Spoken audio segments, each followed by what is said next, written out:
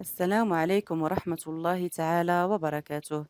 المرجو ممن سيشاهد الفيديو دعم القناة بالاشتراك فيها وتفعيل الجرس للتوصل بالجديد والضغط على زر لايك ومشاركة كل الفيديوهات مع الأهل والأقارب لتعم الفائدة.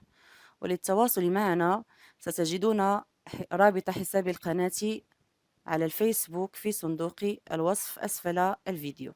وشكرا.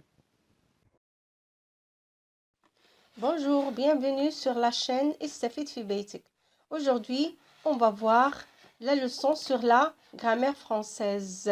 Pour objectif, bien apprendre, connaître et retenir facilement certaines règles de grammaire. Vous savez que la langue française ou bien la grammaire française, c'est un art de parler et d'écrire. Alors, pour parler et pour écrire, on a besoin des mots. Les mots sont composés de lettres. On a deux sortes de lettres. On a les voyelles, les consonnes. Pour les 6 voyelles, A, E, O, U, I, Y, ces 6 voyelles-là forment une voix, un son. On a aussi des voyelles nasales. On les prononce du nez. On, un, etc. Pour les consonnes, 20 consonnes. B, C, D, F, G, H, J, K, L, M, N, P, Q, R, S, T, V, W, X, Z. Ces lettres-là ne peuvent exprimer un son qu'avec les 6 voyelles. Aussi, dans la langue française, on trouve 3 sortes de le muet, les fermés et les ouverts. Pour les muets, sa prononciation avec la bouche presque fermée, comme nez, rocher. Pour le muet, le son est peu sensible. Exemple, me, be, se, table, tomate, etc. Mais pour la prononciation de ce mot-là, on dit table, tomate.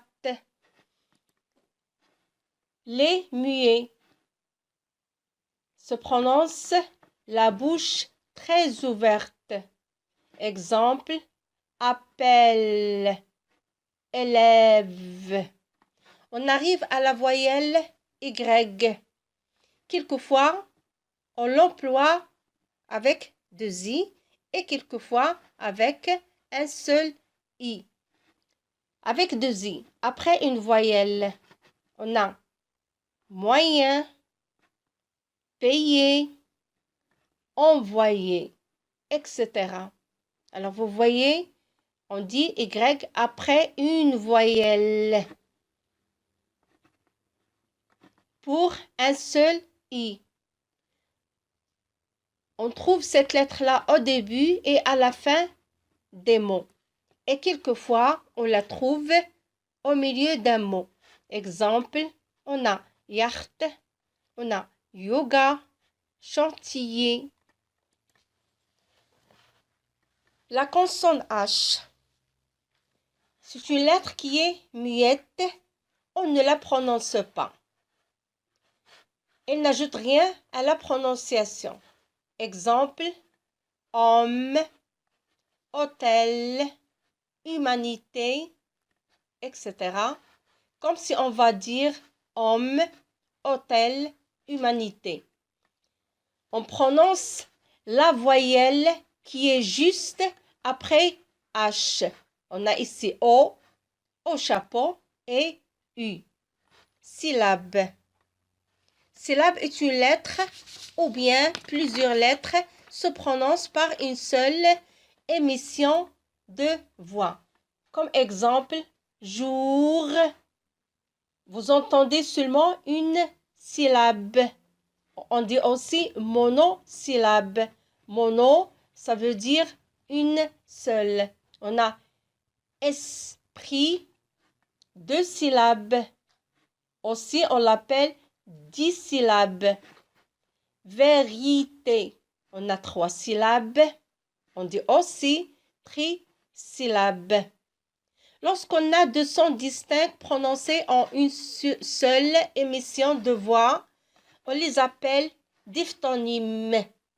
Comme exemple, on a ya, ye, wa, oui. Exemple, p, ye, will, loi.